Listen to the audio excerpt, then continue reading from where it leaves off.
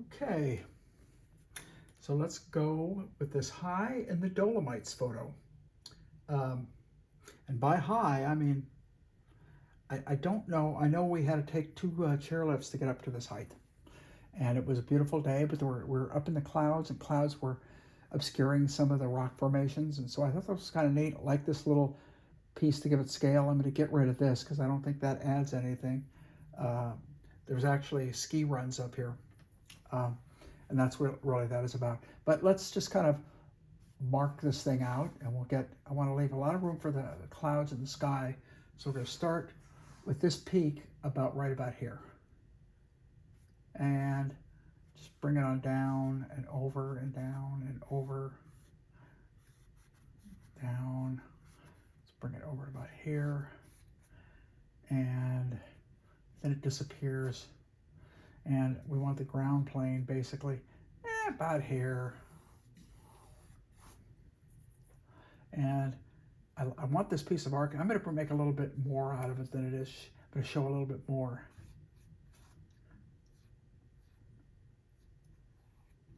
This little chalet.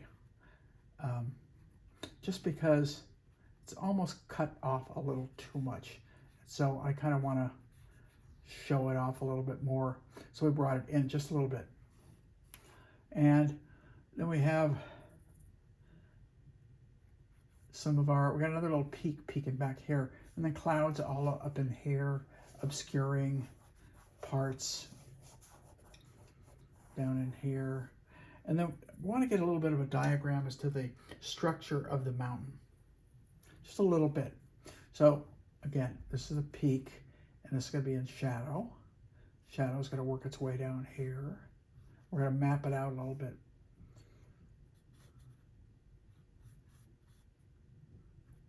This is a shadow, kind of, let's actually, I'm saying let's, like you're going to help me, okay? Let's actually block in some of these big kind of tonal areas, and so that I don't have to kind of draw them in. So we're going to kind of look at these blocks of dark, and we're going to mix up a color that's going to be in the blue range. We're going to use blue, and this time I laid out umber. I didn't lay out asphaltum. Just felt like it was time to go back to my roots, so to speak. And let's see what this looks like. I don't want it black, but it's almost there. Maybe a little too blue. So let's kind of try that.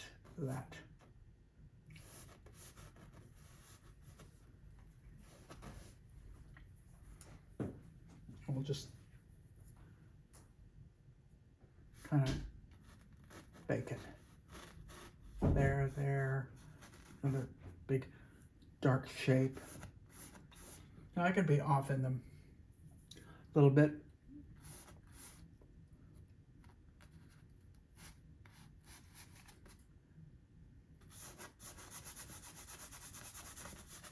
So we're just kind of blocking some of these big shapes in. One over here as it goes into shadow. And we get a few down below. This whole right lower side, I think the clouds are blocking it. So this whole area right down about slightly above this, so it's probably about here.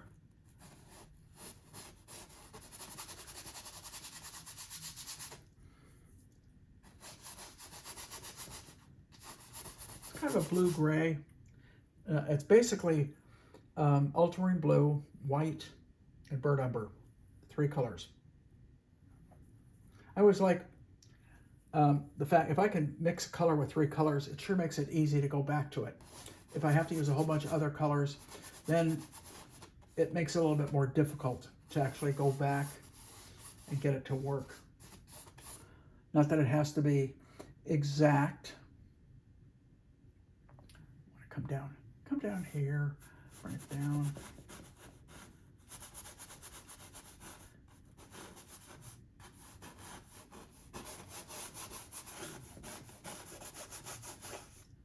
Right in here, coming up.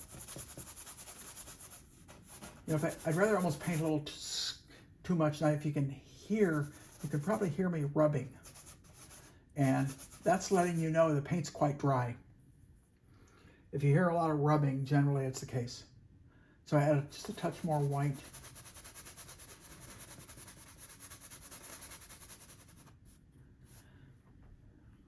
Let's see, anything else I need to do? Maybe we'll get a little bit of indication of some of the structure here. Kind of, this is drawing. This is just basically just drawing this stuff in.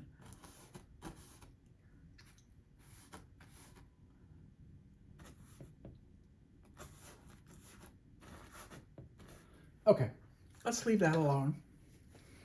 And I want to move this. Yeah, I guess that's about right. Let's move to the background. Now, I'm going to start right there.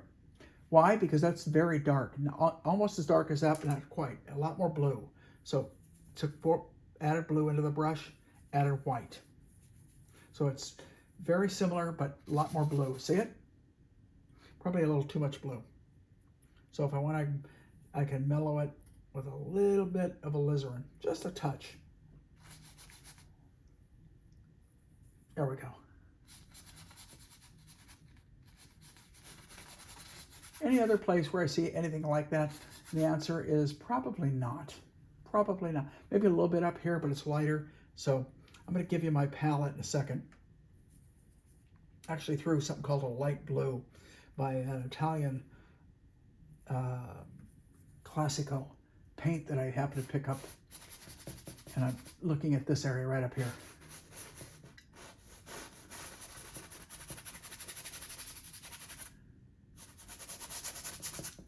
A little more medium.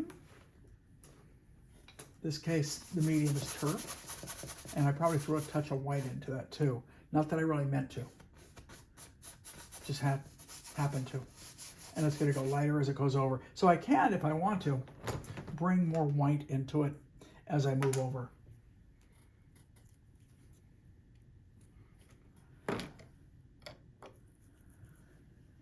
And we're about, I guess I'm about 7 minutes into it. I don't have a watch in front of me, so I'm having to glance back at the phone every so often, which is fine.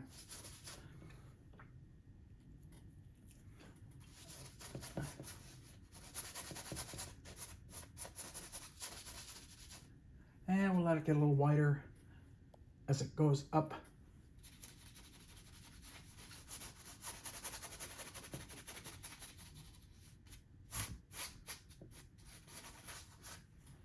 Okay, so kind of let's go for some of these in between tones. Let's kind of go. That's kind of a gray tone. It's kind of a it's a warm. It's not as blue as some of the other areas. So I took the light blue, mixed a little brown into it. Maybe a little bit more blue. When I say blue, I'm using ultramarine. When I say brown, I'm using umber. So if I'm kind of using generic terms, I'm explaining it as to what my thinking is. Now that's got to go a little lighter as it goes back behind. Okay. It's probably a little too dark right there, so I'm going to take some white, maybe some ochre, and a little brown. And I'm going to push right back into that color.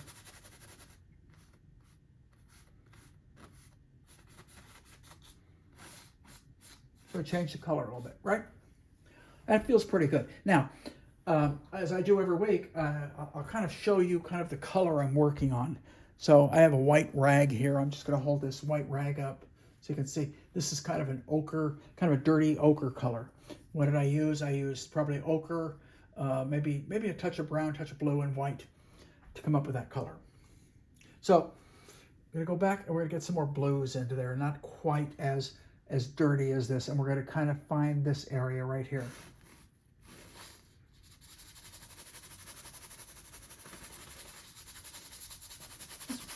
See, look how I'm rubbing. Can you guys see that? I'm really rubbing that paint down. Which is kind of neat because what it's doing is it's not allowing me to get real gutsy and thick. So I added just a touch of burnt sienna into that color to warm it up. Don't know why. I could have gone with alizarin, but I decided burnt sienna was a little warmer than alizarin is. So And we're bringing these clouds down. I'm going to bring this cloud up higher later.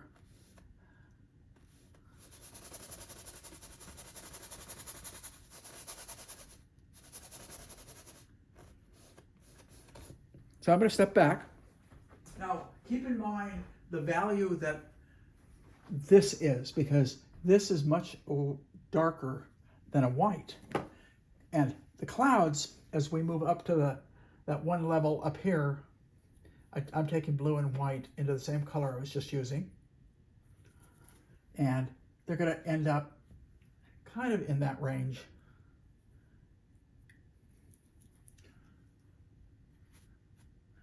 And we see those edges, really important, really, really important that the edges feel cloud-like.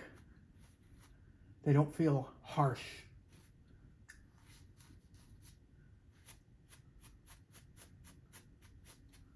So you get that looks pretty good actually. And whether it's got the exact same configuration as my reference, I don't care. In fact, I'm a designer, so I may want to change that. Parts I like, parts I may not like. So, and similar right about here, and then it lightens up and warms up. So we take that similar blue, right about in here, right at the base of this, paint it right into kind of that dry area I've already painted in.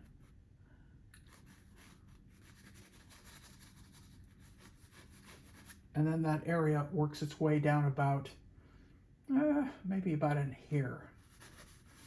Gets a little darker, because it looks like almost a little bit of that cliff is coming through back in here.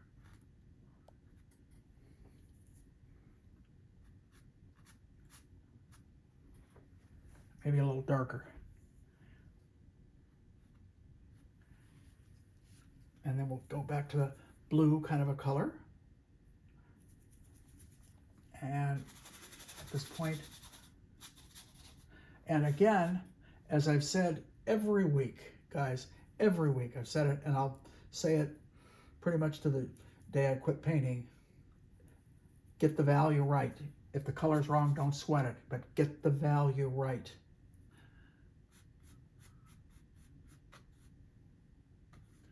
You know, if you're a little warmer, a little colder, don't sweat it. It's not that big a deal.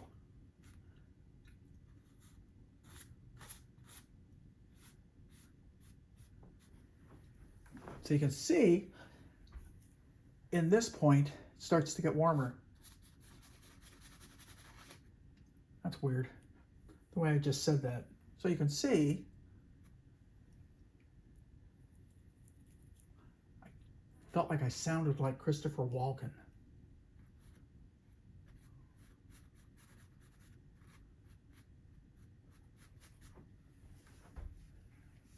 Okay, let's work our way up here. There's clouds here, but they're damn near the same value as that.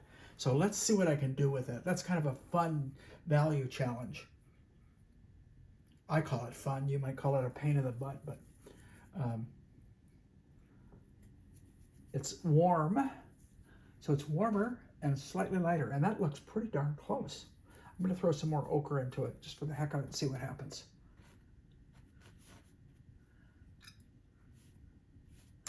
You know what? Pretty good. Crap. Shocker. When I hit it the first time, I surprised myself. I'm not used to it. I'm used to really adjusting it 3 or 4 times. When I'm doing quick paintings like this, boy, if you can come pretty close to hitting it on your first try, you're really helping yourself. So bring a little bit more life to that. A little bit of light. Just a little bit. Right? No, almost. I grabbed white. I probably should have grabbed Naples. A little right there. These are real subtleties, but these little value shifts really add a lot. And we want to give enough character to these clouds to make them a very important part of the painting, because they're engulfing. They have to be believable enough because they are engulfing the star of the painting, which is the beautiful big Dolomite rock that is just. This was really impressive, by the way. I mean, I'm not talking enough about that. I probably should. Up here, we took a chairlift. It was at one of my workshops. Let's see, who was with Lee McLeod was with us. So some of you guys may know Lee. And I'm trying to remember who else. Suzanne Darcy. Friends Lindy and Andy, who are really becoming pretty decent painters themselves. Anyway, there's a whole group of us that went up here. And Jill and Melody down south. So we had a pretty good group, and it was cold. We're talking, I think it was August, and it was cold up here. You really almost needed a jacket.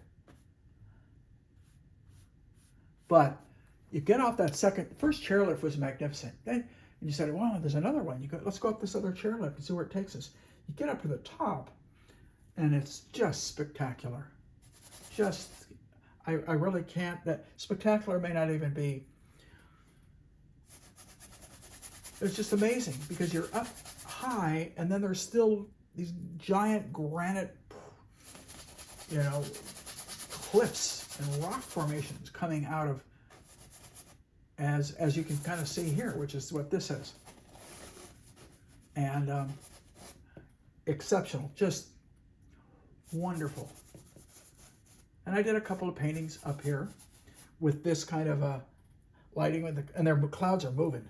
These things don't stay, so you really need to you got to work with a lot more guts than I'm doing here as far as applying your paint. You just put it down, you leave it, you keep moving, because it changes pretty rapidly. And at one point, the entire rock was exposed. At another point, it wasn't. And so you're constantly bouncing back and forth with how much to put in, how much can I get by with.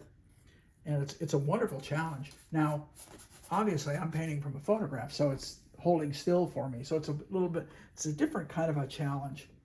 It's coming up with the effect of what you see pretty accurately in your photo reference. And I use the word pretty accurately because, as I said, we all know clouds can change. Not only can, they do.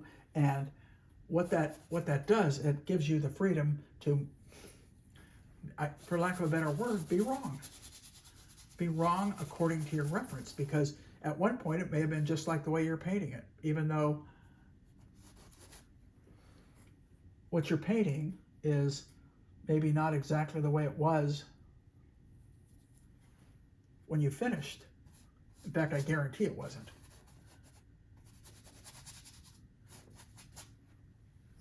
So we're getting a feel for this. Haven't put the real lights in, if you've noticed. Kind of held back on that part of it.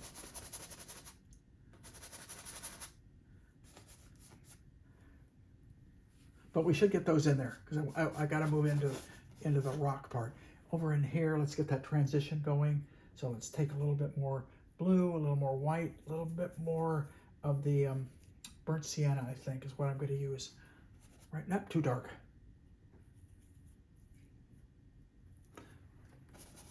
Oh, not enough sienna. Now that should be about right.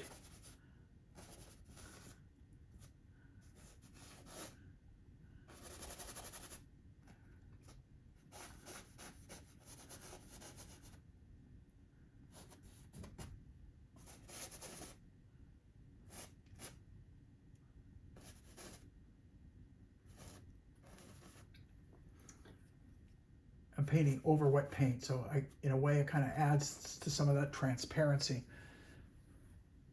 Maybe a little bit lighter as we move right about in here.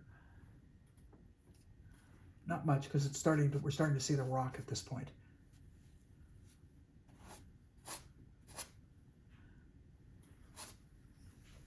All right, let's kind of work our way up here. Some of the blues, a little darker. A little bit richer. Nope, not almost. That's just a tad darker.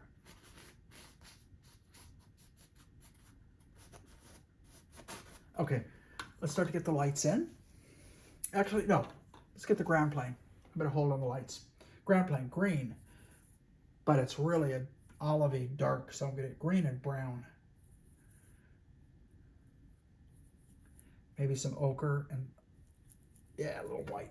That looks pretty good right about there, actually. Maybe a little bit more brown. I can throw a blue into it instead of the green. A lot of turp this time. Look at that. And gets a little, it looks like it gets a little warmer right about in here. So I added more brown.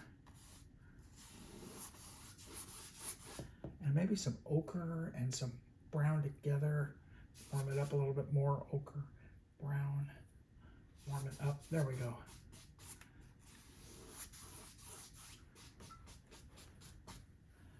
And a little bit more green.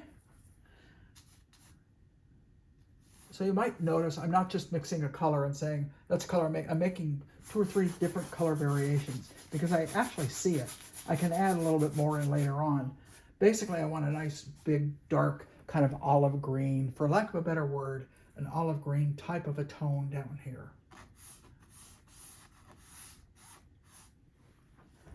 Okay, wait, I'm standing back just for a second. I want to go darker on the right-hand side, the lower right. So I'm going to take blue and the brown together because that's as dark as I can go. I'm going to mix it right into that color. Blue and the brown together.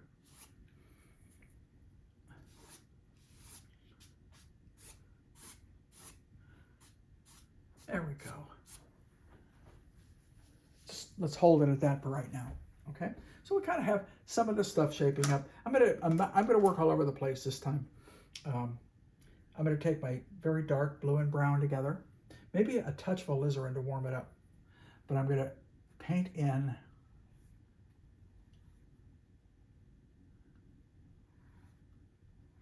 the dark in the chalet. And it's really dry, so I added a little bit of medium. This time it was a safflower oil, just a little bit. I always keep all these mediums on my pan. I keep safflower oil. I always use solvent-free gel. I tend to use solvent-free gel more towards the end.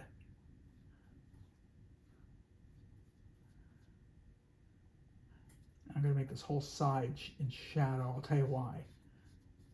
Because I can see what the light is coming from here. I can see that on the rock, basically, and that's pretty much where I see it. Notice I didn't go as dark here as I did here, because my value relationships are kind of similar values. Greener, bluer, darker, slightly warmer, and that's basically what I tried to do. A little off, could probably be a little too dark in here. I may want to lighten that up just a touch. Let's start to go back into that area. So I'm going to I'd like to grab a nice big flat if I can. Let me see what I got handy. There's a good flat, I think. I think I'm going to start with that. No, the smaller version. Start with this one. So I think a number 10. So, and what we're going to start with is the rock. So we're going to go for midtones. So if I break it down, I can break this rock down into probably 6 different values, but I'm going to say dark, mid-tone, light, my basic 3, dark, mid-tone, light. And then I'll change that. So mid-tone, where is that? It's still in the blue range. So I mix blue, brown, and white, same 3 colors. Don't want to go too blue. Don't want to go too blue. I'm going to test it in a second. I don't think it's light enough, and I think it's too blue. Just that little stroke. Let's try it one more time. A little lighter still. Let's try it again. Okay. Stay with that brush that's a little bit too big. We can always go back. Now, I've got to double check this. I don't want to go too far with it because I got a feeling I might be just a little bit too dark, but let me get back. I'm going to step back about 6 feet. Just a little dark, not not way too dark, just a little bit too dark. Add a little bit more white to it, and we'll continue.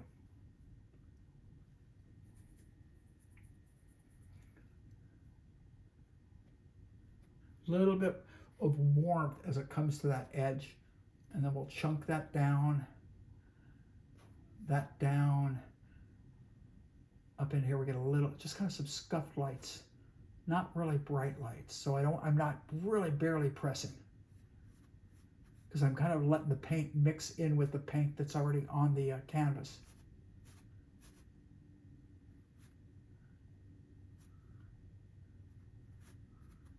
Okay, gonna leave that alone. Go back to this. Let's start in right up in here. A little darker, a little warmer. So I keep a little extra blue and brown off to the side so I can darken and warm it if I want to. I definitely darkened it, I just didn't warm it. Let's try it again. Okay, that feels better. This is kind of in between right in here. This little,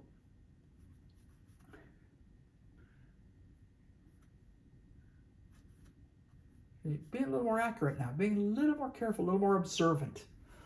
You know, whether you want to refer to this as being more observant, more accurate, whatever you want, but you're being a little, and in doing so, you're being a little bit more careful about it. You're not being quite as gutsy and bold as you are in the very beginning. And you always have this wonderful brush to go back with, keep it handy, and recarve. So that gets bigger. Whoop, went a little too light. A little bit more blue and brown mixed into that color. So I darken it, I'll kind of bring it down, a little bit of a crevice. And we'll put more of those in as we continue onto the painting, more, which will give some of the character. One of the things that I've seen people do when they do this is they do these crevices with these little small brushes, and what it ends up looking like is you've drawn lines. That's why you're better to stay with a big brush and just use little parts of it, little pieces, rather than try and use the whole brush. So we're kind of recarving this shape. And it's basically blue, brown, and white. And it's just a matter of how much blue, brown, and white I'm using.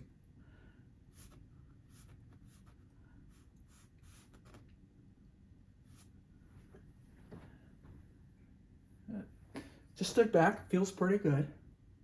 It's not disturbing me, which I guess is a good thing. A little bit of and I've changed this quite a bit so that I could fit it in. I think we have this crevice in a different spot, but and then over here and then we have another little crevice here, got a couple down here, up in here. All right, now we're gonna go back with this brush, because I'm saving the one brush I was just using for the darks. So we're gonna kind of go back and we're gonna paint some more of the midtones in. Mid-tone here, kind of down in here, over, back. I call this carving. I'm carving into areas I've already painted. And that's how you get some real lush, sometimes beautiful wet into wet kind of characteristics that, you almost can't plan.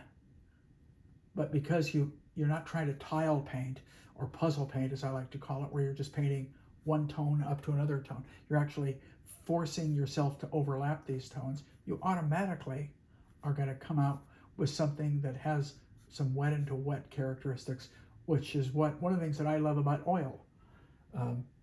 I love it about watercolor when you get it in watercolor also.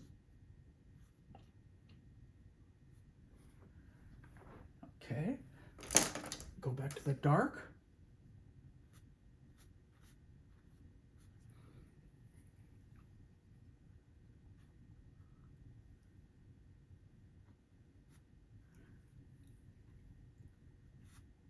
Get some of those darks in. That looks pretty good. A little right there. This comes down, joins. now that I see it. And then we get the big light area. Now, I'm not going to make it quite that light that soon, but I added white to the color I was using, this color, and we're going to kind of chunk it in here. There.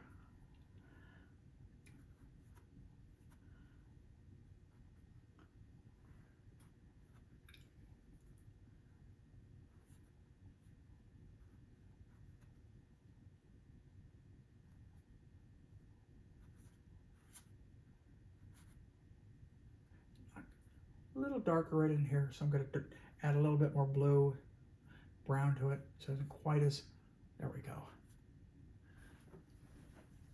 Just standing back for a second, looks okay, continue. Got to stand back to make sure that value works the way I want it to. Now, that sounds pretty simple. It's not, because it takes a while to be able to judge it accurately. It takes trial and error and doing it wrong a bunch of times on paintings, and the more you do it. So anybody, if you take something like a color class, somewhere along your education, if you've been to art school and you take a color class, this is why we go in and we study color differences, nuances, and you practice mixing them without there really being subject involved. You just practice mixing them, and this is what makes you better at doing this, because you're really training your eye.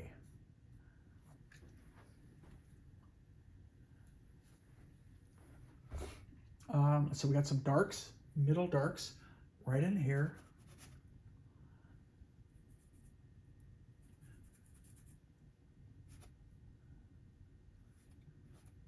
I threw a little bit more, just a little bit more of the burnt sienna into that color. And I would rather overpaint a few things. In other words, paint it wrong, but get it in there in terms of a shape, and then go back and correct it later.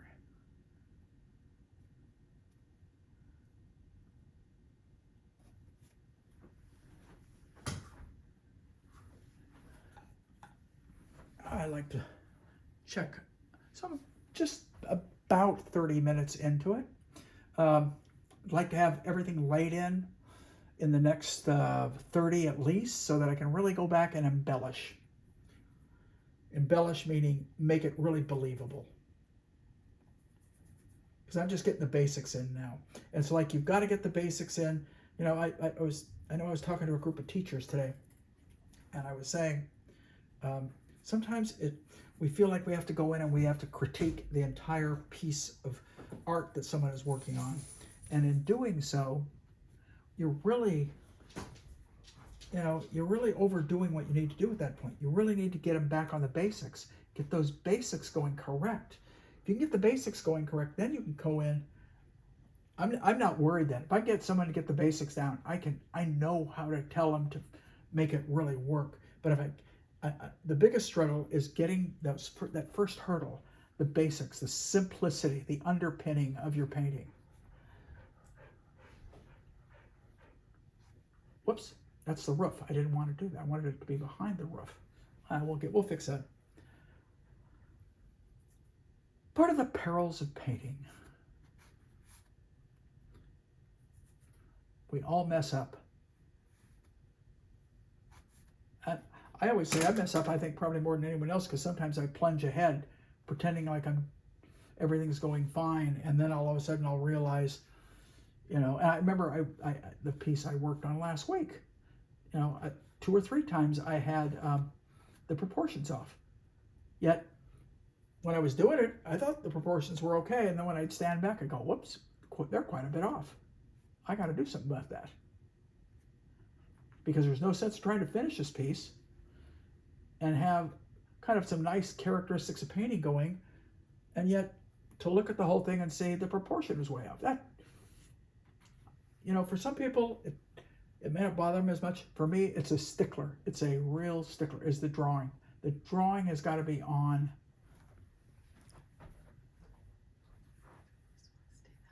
So slowly but surely it's coming together. I'm going to try and stay out of the picture a little bit more. I'm going to put some more heavy darks up in here.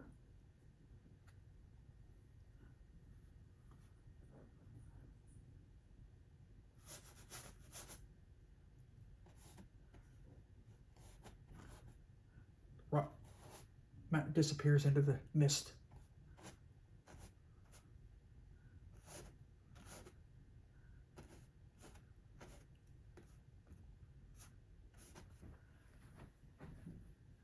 I can always bring those clouds back in over it. But I wanted to paint into both sides. I wanted to paint both ways. I wanted to paint the clouds over the landmass and then the landmass over the clouds, back and forth until I had it where the feeling was correct. It's kind of getting there. That's all I can say. And that's all I'm shooting for in the beginning. Let's kind of get there. We kind of get there, then hopefully if I slow down and become a little bit more careful, I think I can pull it off later.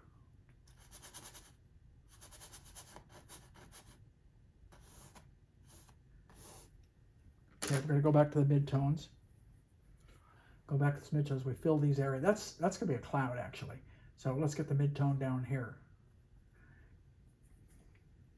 And, you know, I want to get a little bit more warmth into that. So I'm going to bring a little bit more burnt sienna. Now, when I do, burnt sienna has got a little bit of a dark value, so I actually have to add a little white whenever I add a color that's got a darker value. That looks pretty good, actually. That's a pretty good portrayal of what I was trying to hit.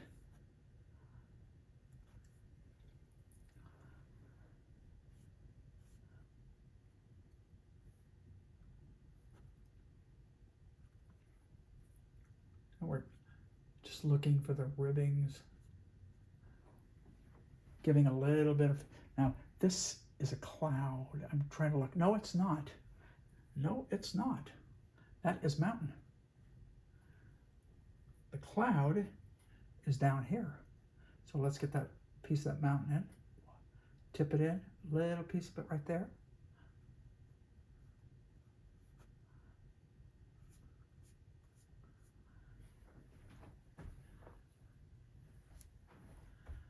Okay, big area over here. Let's do some swiping around here. Let's get this in, that in, that. Now let's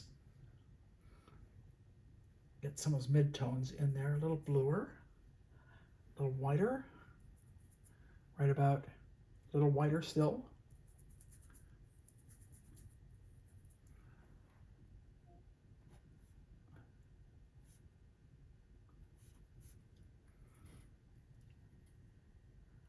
Kind of, I'm just looking for the,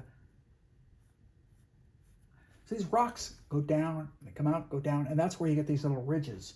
And so you want to get enough of those ridges in there to make it believable so that later we can push them.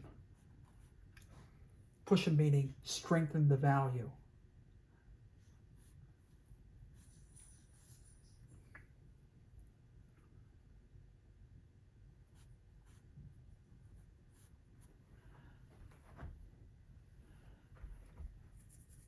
And keep it coming.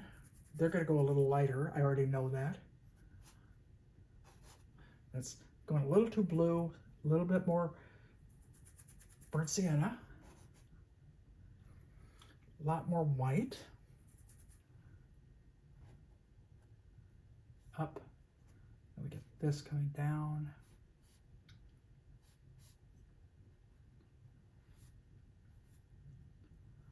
Little piece of warm light happening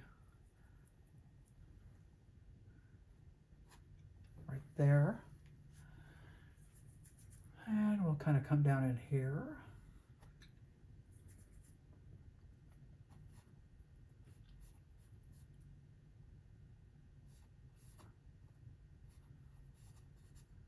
I'm trying to mix this into the color that's there because I don't want it as light as the other, but I do want to see some little bit of indication of kind of detail back in there. So what we want to do is make sure we get all of these, the mountain kind of laid in early enough so that we can go back and amplify the structure. And how do you do that? You amplify it with value and color, but primarily it's going to be value because there's not a tremendous amount of color.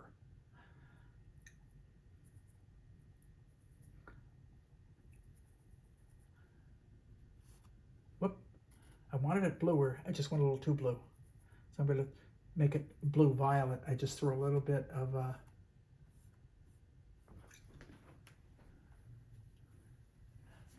so I want the clouds to be bluer. So if I make the rocks too blue, the clouds, I'm not going to be able to get the clouds to work.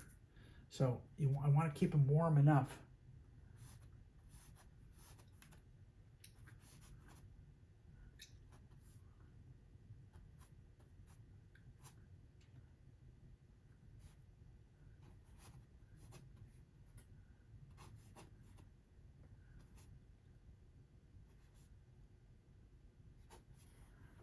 Back up. I do a certain amount of work and then I back up. A certain amount of work and then I back up. Always, always. That's the way that I work. It's the only way that I know I'm on the right track. If I don't back up, and I spend too long, the reason I know this, by the way, if I don't back up and I spend too long in an area, I've wasted a lot of time. Because if I back up and I realize it's wrong, then I've got to repaint that. And so I'd rather just do a few little strokes that I think are right, back up a little bit to see if they're going to work. And it's almost all value. Occasionally it's drawing, and occasionally it's color. But 9 out of 10 times, it's what I'm stepping back for is to make sure that value is working. So we're starting to get it to work now. And I can see a lot more going on down in these areas. We have that. We have a lot of little crevices, little chips.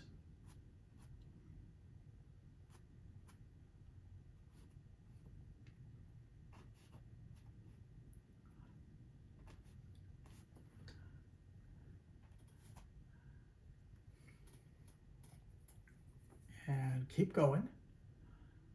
Keep going. Keep referring back. If I'm on location, I'm referring back, looking back at my subject. I'm looking back at the rock. If the clouds are covering the part of the rock I'm painting, I don't try and paint that part. I wait until it's available for me to view. Okay, let's go back to the clouds. I'm going to take this brush that I've been using. I'm going to clean it pretty well. So I've gone through one rag already.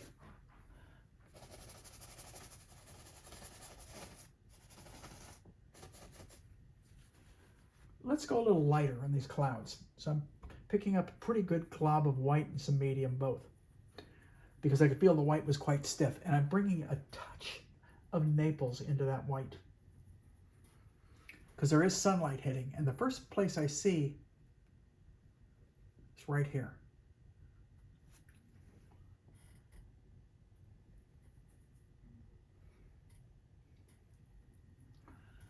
And I'm just applying the pigment now. I may swish it around and change it with a different brush, but for right now, I'm just using this to apply the pigment. A little bit of light right there.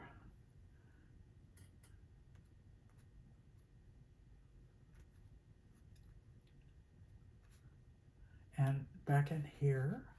Remember I said I was kind of saving those lights?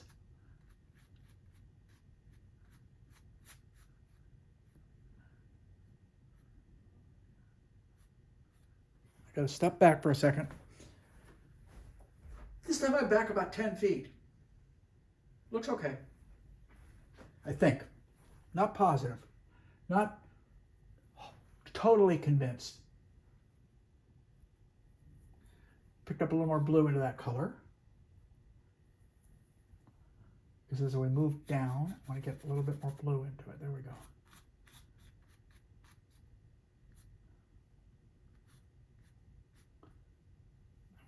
So we go down here, definitely more blue.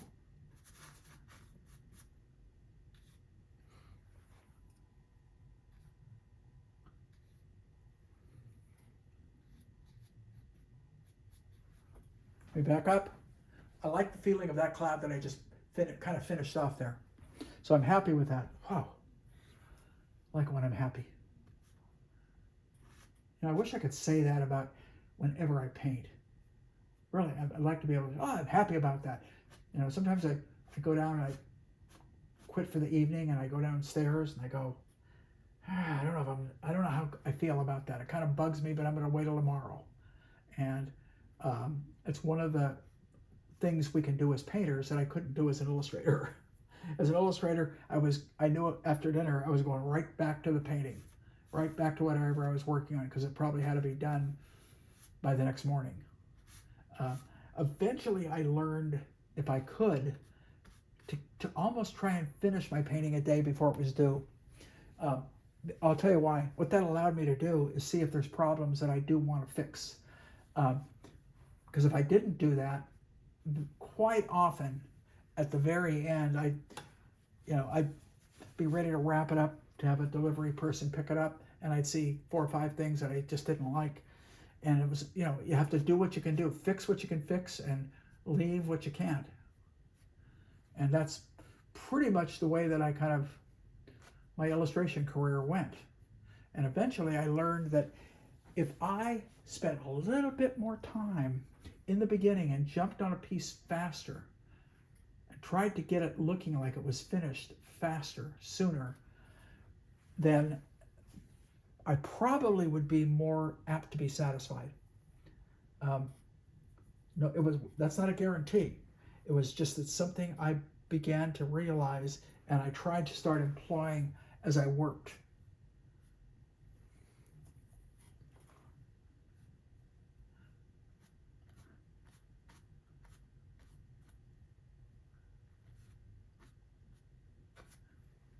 So we kind of went back to this kind of blue I was using earlier.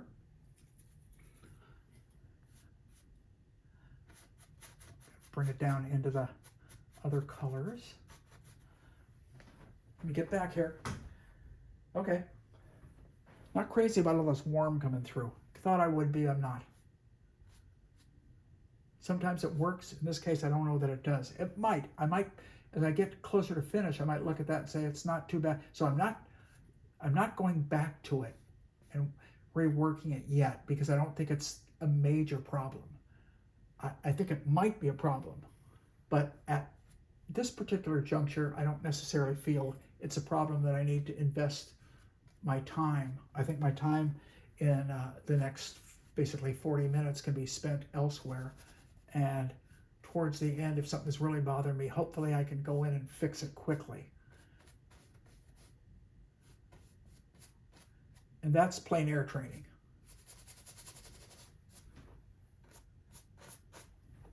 Let me pick it back. See, I threw more warmth into those clouds than I needed to, because I wanted the warmth to be here. So I'm going to be going back over some of those warmer areas, like in here, a little bit more blue. Like in here. And one of the things that I did learn, sometimes making those kind of mistakes affords you what we call happy accidents, things to happen in your painting that you don't plan for, but because you maybe messed up and you had to come over something, you've created something a little bit different even than the reference that you have. And what it does, it adds a little charm that it wasn't maybe there.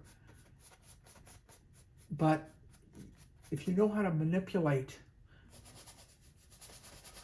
what you have in front of you, you can often do that. You can often go back and be wrong on some things and go back and eventually make what's wrong work really well for you, because you've gone over it, a little bit of that accident has come through. I'm going to get a little darker right here. That's went a little blue and darker, so I'm bringing a little bit more brown into that. I think that might be a little too much, but let's try it.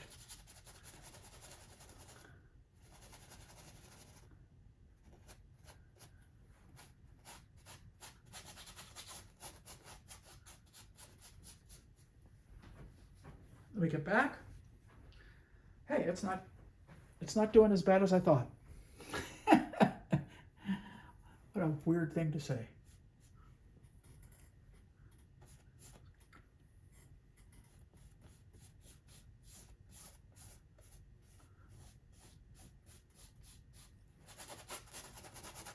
Side of the brush does wonders when you're trying to do stuff like this. It really does. So we're going to come in here now. We're going to be a little bit more sensitive, which means just careful. When I say sensitive, it means I'm just not going to be quite as bold with my the way I just shove stuff on. I'm going to try and be a little bit more true to the character of the shapes. Obviously, I want to hit the right value, which I think I've got. I keep picking up the dirty paint, so I need to add some medium. So I added some, what did I add? I'm going to add some solvent-free gel. Okay, that feels better.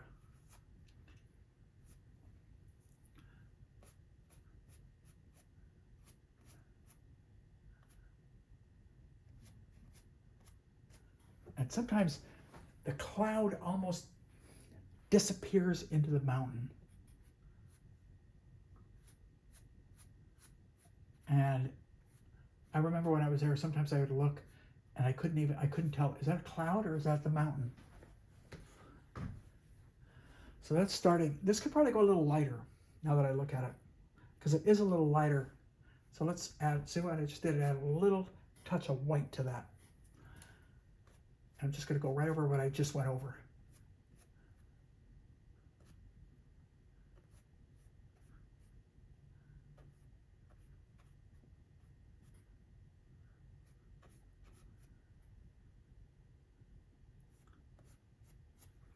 You get these little areas that almost get a little bit more light into them. And it's so subtle, it almost doesn't, but that little change will make a huge difference. Now I've got the cloud almost at the right value, where before I had it too dark. One of the things that I have found in doing these, and I learned this a long time ago in teaching, and I remember one of our other instructors, good friend of mine, Bill Mon, we used to talk a lot about, videos. And one of the problems with videos sometimes that we would see is you see a video and it would look good, and then it would cut away, and then, wait a minute, how did it get there? And you didn't see the whole thing. And that's one of the reasons that I do try and do these 90 minutes in a given amount of time, is simply because I don't want to all of a sudden come up and cut away and have the painting looking all of a sudden really good, where maybe it didn't look quite that finished or that good. So what I have found is, if I can show you it all, flaws and everything, you'll learn more. Sometimes you embarrass yourself as a painter because your work isn't looking as good as you want. You maybe marketed yourself as this incredibly wonderful painter, and you do granted, these things are not easy. The reason I say that is I've been doing this demonstrations for so many years that I think I'm less apprehensive about failing than I used to be. I remember the first time I ever got up in front of a class, I thought, well, I really got to be good. And I was much more careful. It came out fine. But I look back on it, I'm not embarrassed by it. But at the same time, I've tackled things in class where they haven't come out that good. And that's just subjects. It's the way you feel that day. It's all, everything combined. So we're standing back here. It's working. This could be a lot lighter. So I'm going to lighten it up right now. Let's see where we're at. So I am close to where I want to have time now to start going back into that mountain. About 5 minutes away. And I want to be able to go back into the mountain and get some, I see some violets happening. So I brought some alizarin back into that blue. I don't know if this is going to work, but I'm going to try it.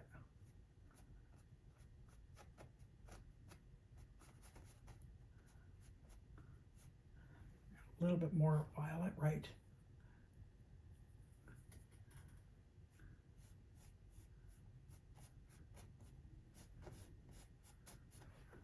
Believe it or not, there's alizarin crimson thrown in there.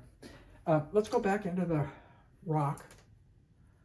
One thing I want to do first, I want to kind of finish this off. I want to get rid of some of this thick blue on the roof because it's going to mess me up as I go into.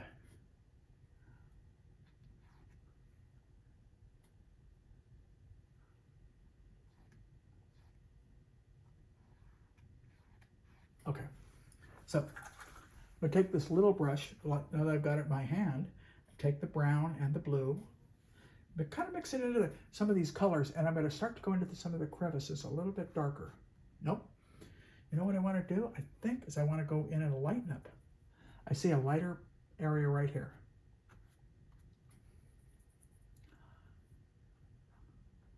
One of the things by using a little brush, you don't want to overpick this.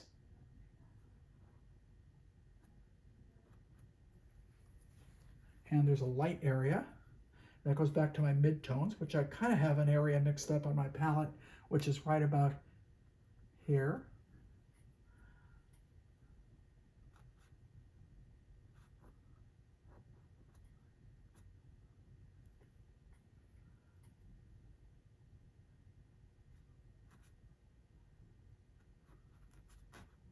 And so we start to get some of those, we're just breaking it down. So what I'm going to do is I'm going to go up to the left here, right here, and we're going to start to put some of these lighter ridges in. A little too thick, so it's clumsy. Nice clumsy stroke. Okay, I've got a better brush. Let's try this brush. And we want to get a few of these little ridges. One there.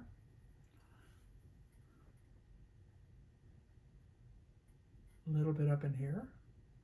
So what we're doing is we're just breaking the mid-tone areas down a little bit further and adding a little bit more information. And the light tends to be hitting a little stronger about there. So basically you're just taking it up one value. There, over here, because the light's coming quite a bit over here. And it has a little warmth to it. So I grabbed a little, not a alizarin, I grabbed a little burnt sienna into the same color I was just using.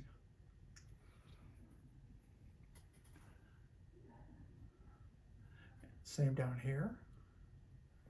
So what we're doing is we're amplifying the lights. I think you can begin to see that probably pretty good. See a little bit more in here. And if it's got, let's say it's got 14 ridges and I only get it in 8.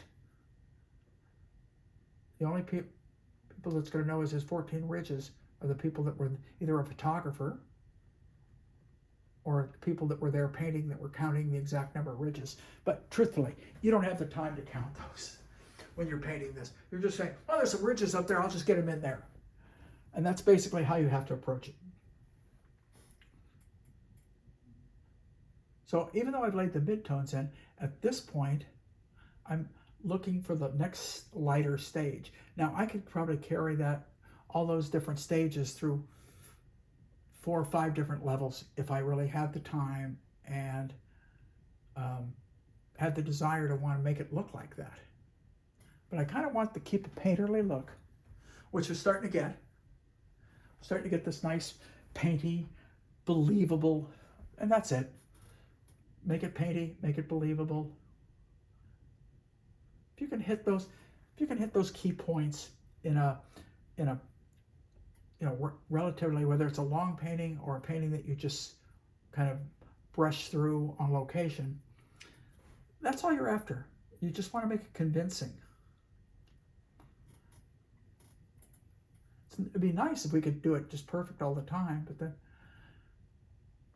it wouldn't, in a way, it wouldn't almost be art. It would be closer to photography. But if there's a way you can find, like you can start to see I'm starting to get a little bit of volume in these areas. I can see some here, down in here.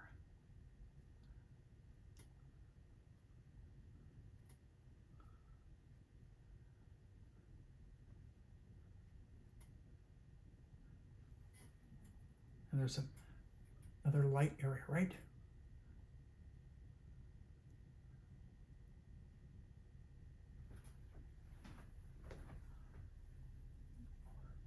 It's kind of fun. I see some things I could do to make it work better. I'm not going to tell you what they are.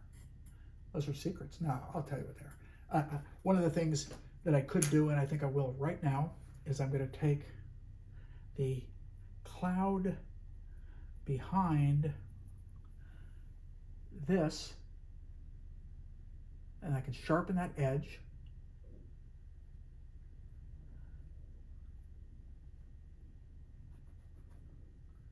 And let that cloud dissipate on up. And what we've done is we've created a firm edge on that back mountain. Don't want to get too firm. You don't want that mountain to be more dominant than this. But if I can get it in there,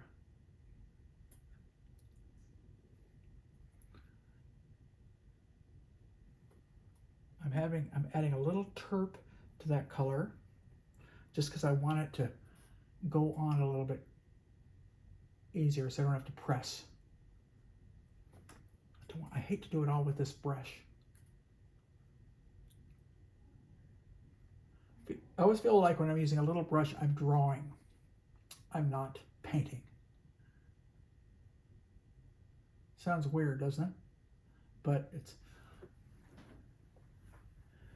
Keep having to stand back. Now, what? I don't know what the heck I did here. Oh, there's another... Damn, there's another really nice little... Let's see if I can get that in there. Cloud right coming off this. Right about there. I'm going to bring a little bit... Let's try... I can take a fan brush and go over some of this and soften some edges. Try and do it with this brush. I always try and do it with my first lay-in. And if it doesn't work, then I'll go back and use whatever other brush that I need to manipulate what I've already put down so that it works.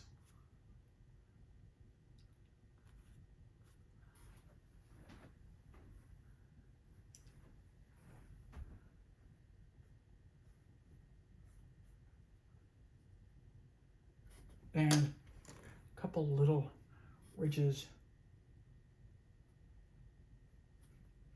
That's a little too strong. Sometimes when I hit them too strong, I'll just go back into the color that I've already laid down there and do a stroke or two. And what you end up doing is you kind of push it back into the paint that's already there. So let's see what we can get over in here. We get a little bit more jump up on the top as it comes down up here.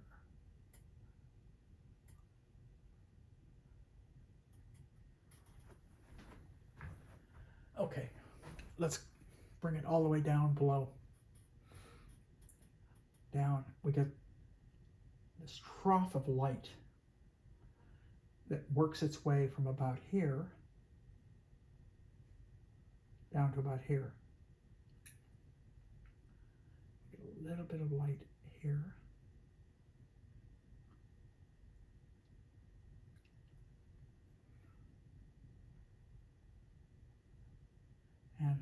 little extra light right there.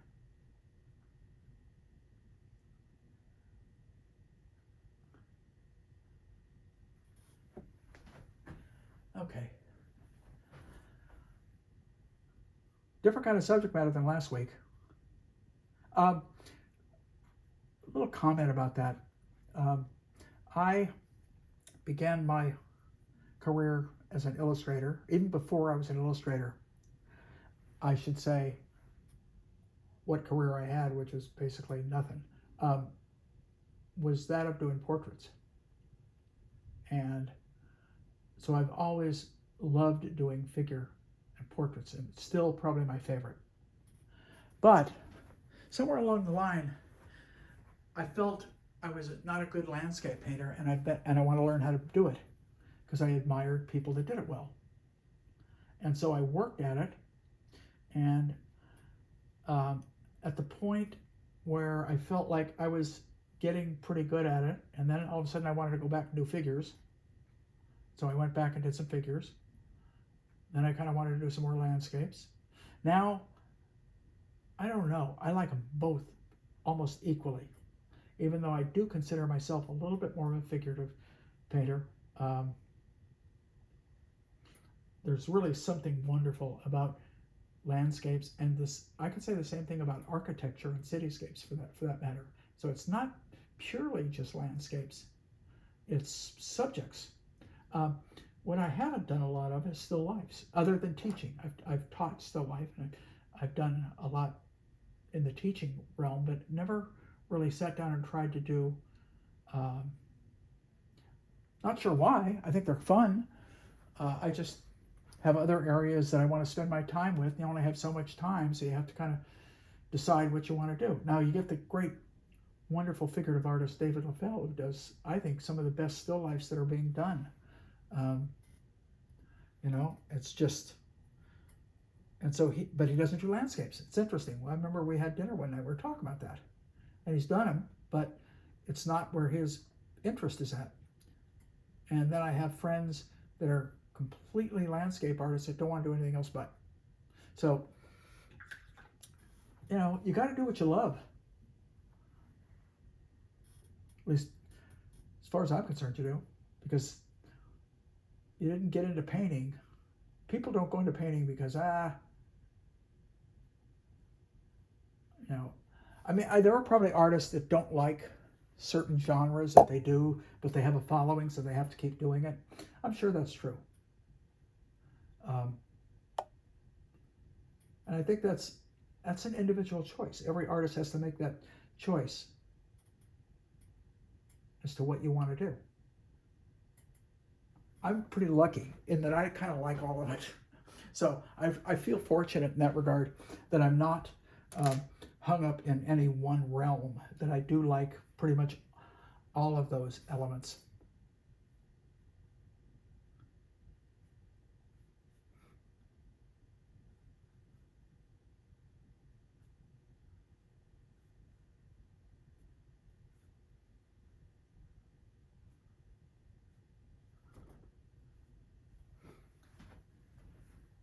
So we're looking for these lighter ridges, which I kind of mapped in earlier, but now I'm trying to put them in a little stronger.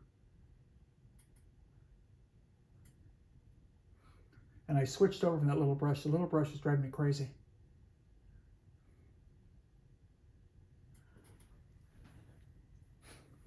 And I can see a few little areas that I need to hit a few other tones in.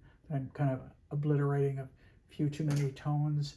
I think I could probably carve down here.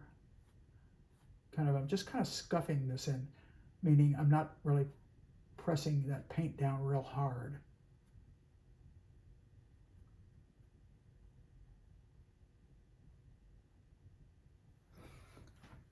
I don't know what that is. Let me.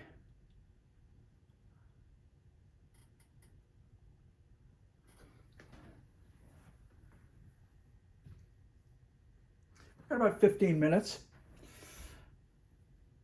So hopefully I can begin to bring this together. Started to. Let's go a little quicker. So if I'm not talking as much, it means I'm working so we can get it done.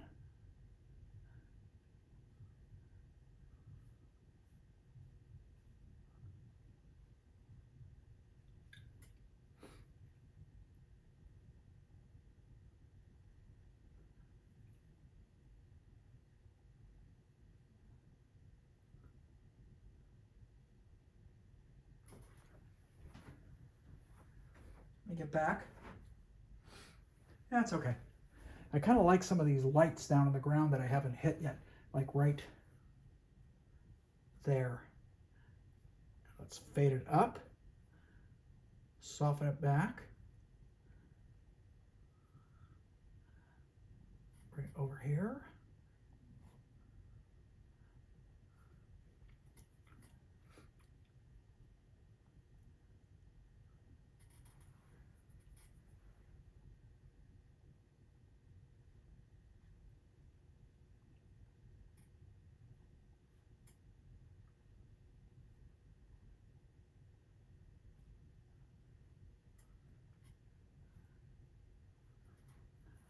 Get some lighter areas that kind of work their way down.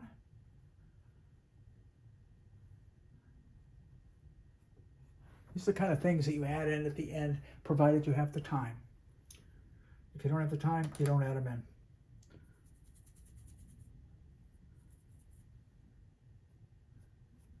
Now, one of the things that I did want to do, let me get this one area back here, comes out from.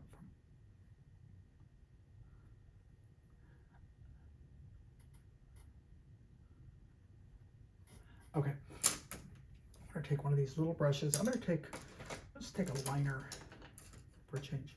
I haven't picked one up yet, so why not? Okay, let's go blue and brown. Pretty darn dark, but a little bit more on the brown side maybe. Get a nice tip on it, and we can build some deeper crevices like right here. That's probably too strong. Just a touch of ochre or maybe a white to it.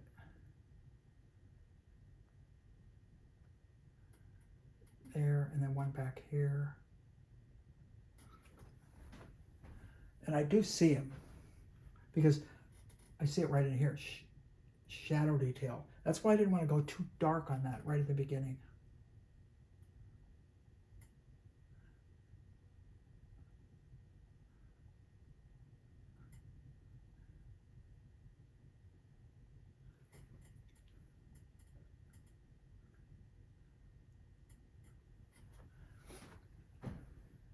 Okay, that's standing. We're adding that depth back into that, which is it's important because these are not flat tones.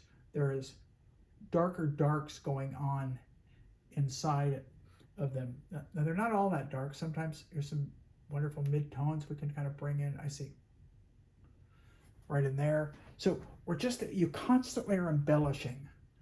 What you're doing is you're taking what is there and you're improving upon it. You're adding more, taking away if necessary. If you've got some areas you've gone too far with, then you want to take away.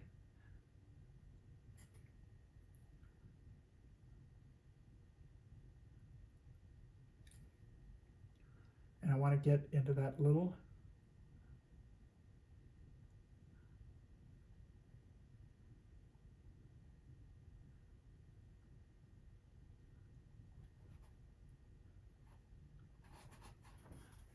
okay, hang on. Well, you're not going anywhere, hopefully. I don't know why I'm asking you to hang on. I'm going to take Naples yellow light and a little white. And we're going to put the roof in. And the Naples yellow adds that touch of warmth.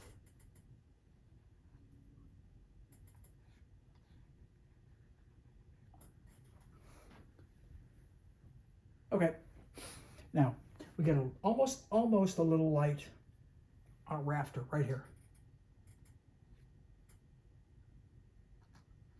Okay, And we definitely get a nice warm, so I'm going to start with ochre, and I'm going to add burnt sienna to it. Because I want a richness. And we're going to start right here. It's a little, I added a little burnt umber into that. It's a little intense for my first. There we go. That feels better.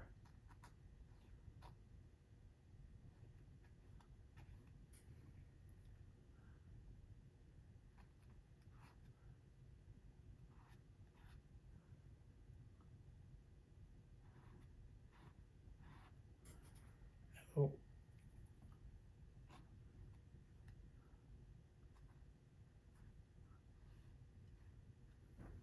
Now, I don't like that.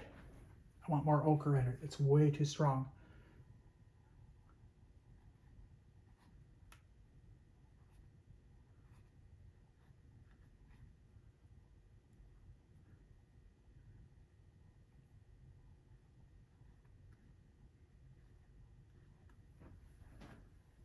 Okay, that feels a little bit better. Although I do want to take this part of the shadow and move it over so that it goes almost down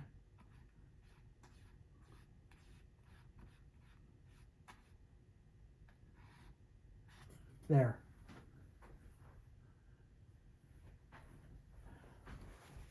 It's a little bit better. I could take the Naples yellow that I was using over here, and I can bring it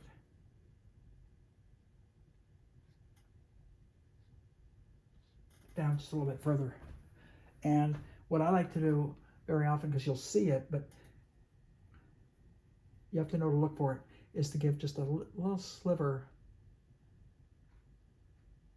of light on that plane there. So we have that. So let's go back and take, if I can find it, here's a brand new one, fan brush.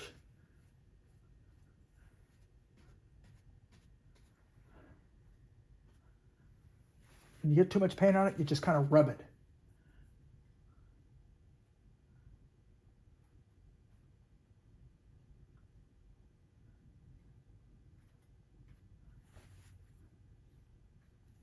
And if I want more,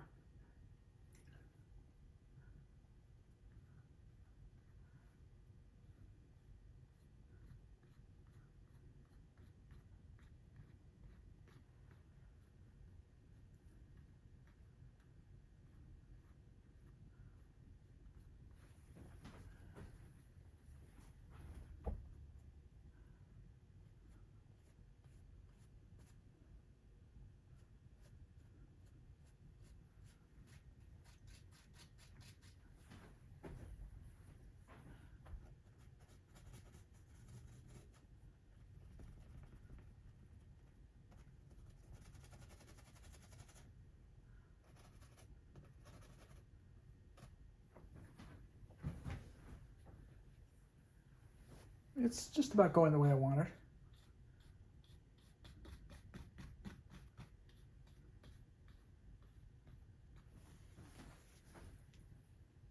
I think I could add a lot more structure down in there eventually.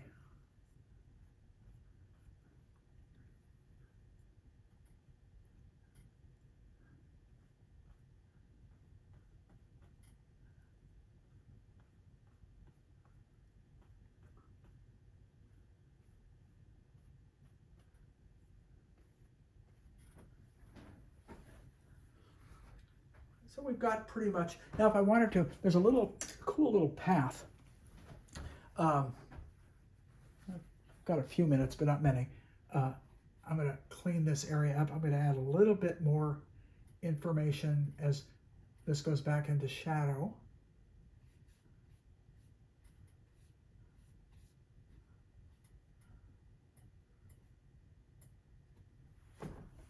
But there's a little path on the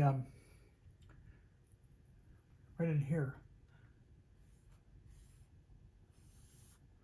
little angle path, I kind of like something to counter that harsh horizon. So it's a kind of a nice way of doing that. Now, I've got a few minutes, and what I'm mainly going to do is I'm going to clean up some of these shadow shapes.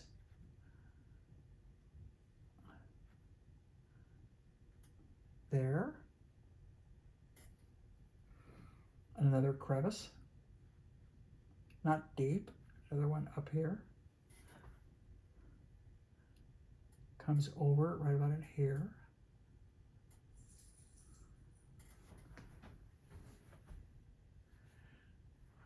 Basically, I just keep standing back, letting my eye peruse the whole piece, and finding spots that bother me.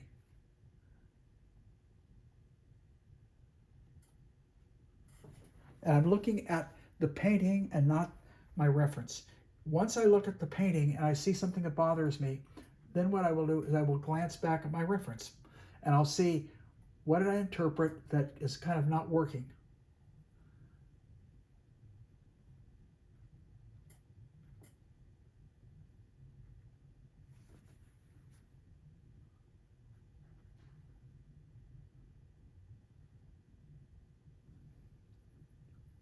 Come on.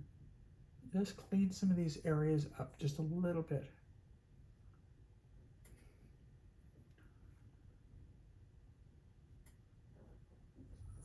So this is my High in the Dolomites painting. I really don't know the height, but we were up pretty damn high. I know that's not helpful, but in essence, that's it. It was pretty high. So I'm just about there, just about what I would call complete. And I'm standing back. I'm going to add a few darks. That's my goal now, is to hit a few darks.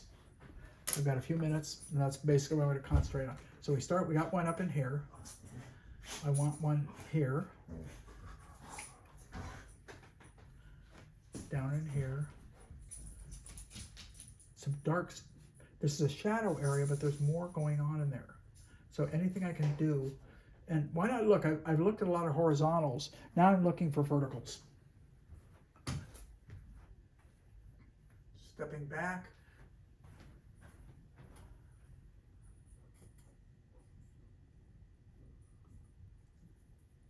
I had a little too much red in that color. I don't like it because it's standing out too much. There we go.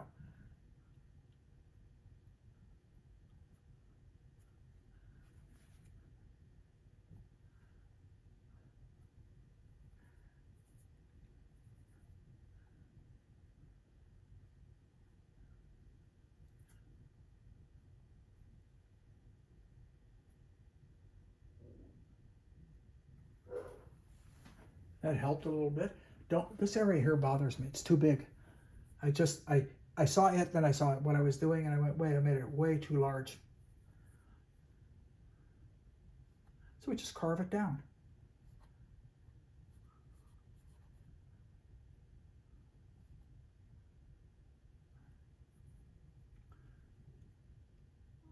Little light right there.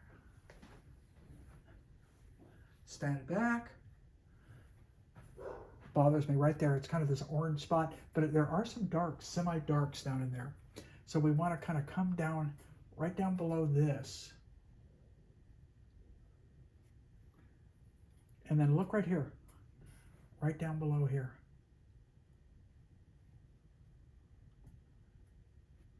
So we paint the mountain back in now. That's what happened when I took and I fuzzed that cloud.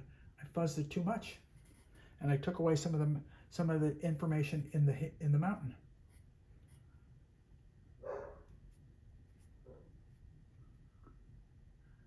Same here. Because we want to get enough of that mountain peeking through, it's not going to feel right.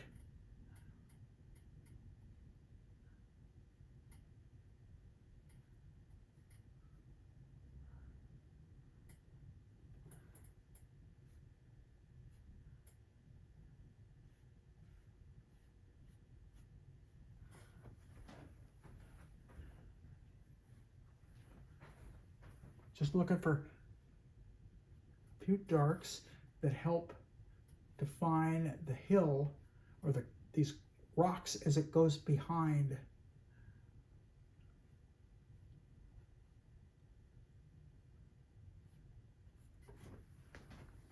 That's why you work your way back and forth as few or as many times as you possibly can. The overall piece is coming out okay. It's a little bit on the pale side. I think I could strengthen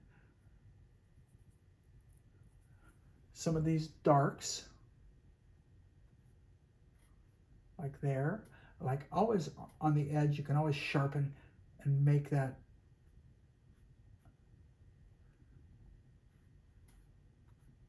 really strong, so it really feels like it's got some guts, some strength. Maybe even back in here. I always feel better when using a larger brush. I just don't know why. I just like the look of the marks better. That doesn't feel as though I've overworked it.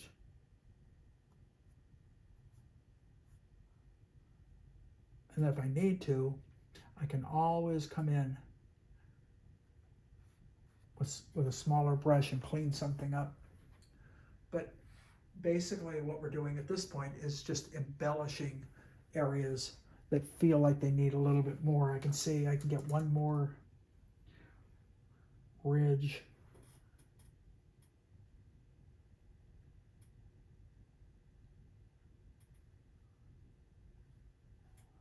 Right there.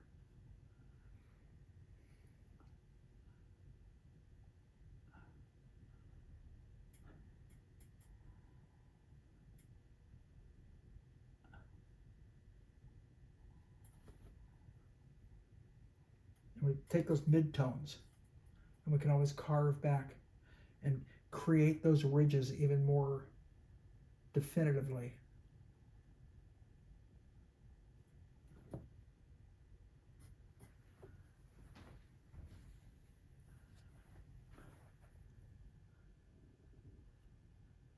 And that's why it's good sometimes to use a good variety of brushes, so you do not overstate one type of a mark over another. And that's what the variety of brushes give you, is mark variation.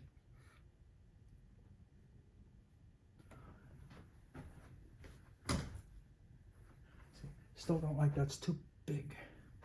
It needs to kind of get lost a little bit more. And there are a little bit of ridges coming off that, not much.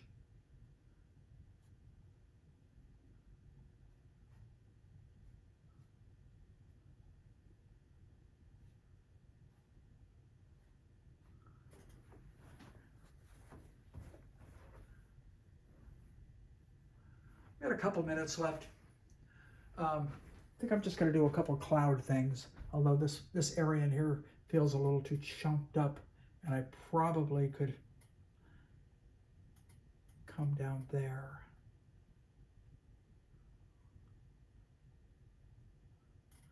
But the main thing that I would probably do right now is just with my big old brush here, just kind of fuzz here,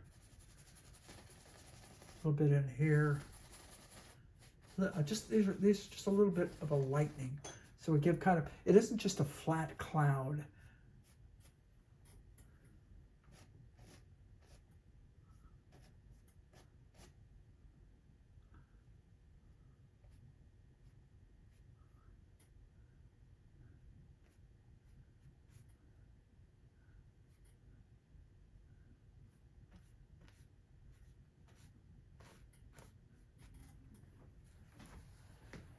So they're pretty much, we've got the look of what I was aiming for, whether all the finesse is there. I will tell you right now, it's not, but it's basically what I would get if I were painting this thing on location in a short period of time. I wouldn't get much more, but you could always go back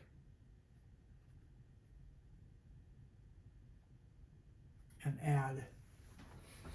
See, now that makes it feel like it's kind of sneaking through the clouds. So we maybe there, maybe we get a little bit of it up here.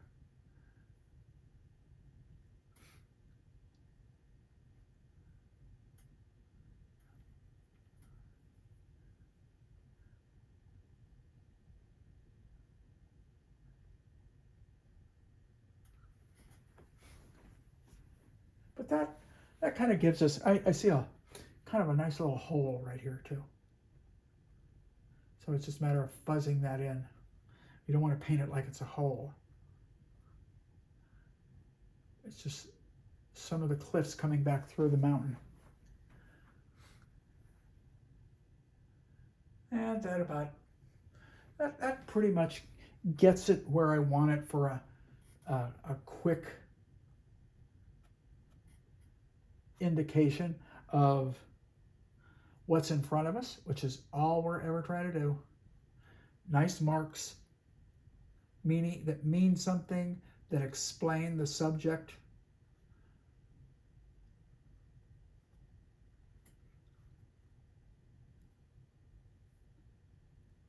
Little dark accents, it's all I'm doing right now.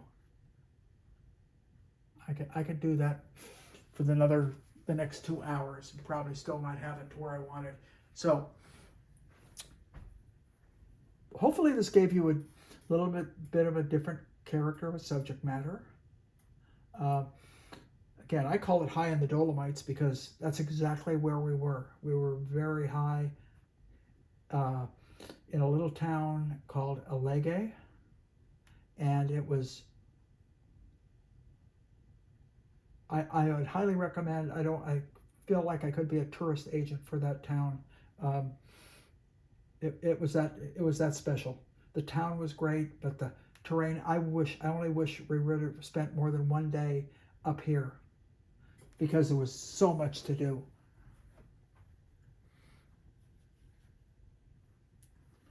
Anyway, I am going to sign off. I will be back with you next week doing something different. No guarantees as to what. I've had a couple suggestions, and a couple of them I will try and do when I find the right subjects. One of them was talked a lot about reflected light. Somebody asked me if I can find the right subject. I'd be more than happy to. I just have to find. And during the week, I'm working on my own shows. So next Friday, if any of you guys are going to be in the Santa Barbara area, I'm going to be doing this outside of the Waterhouse Gallery, my demonstration. And then the next evening, Saturday evening, I have a show along with Nancy Davidson. We're going to have a 2-person show, and I've got about 20 some odd new pieces that I'm bringing. So please come by. Love to see you, whether you come to the show or whether you come give me a hard time while I paint. I always kind of like people to kind of come and harass me a little bit.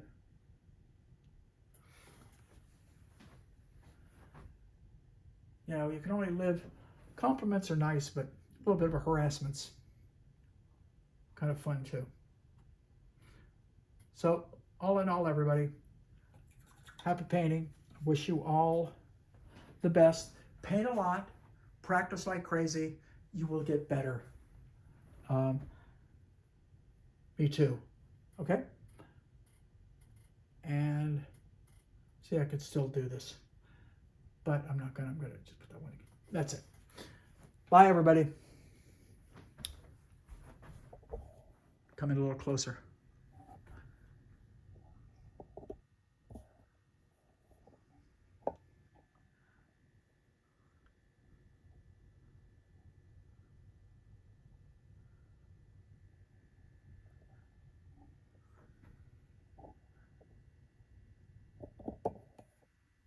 Thanks.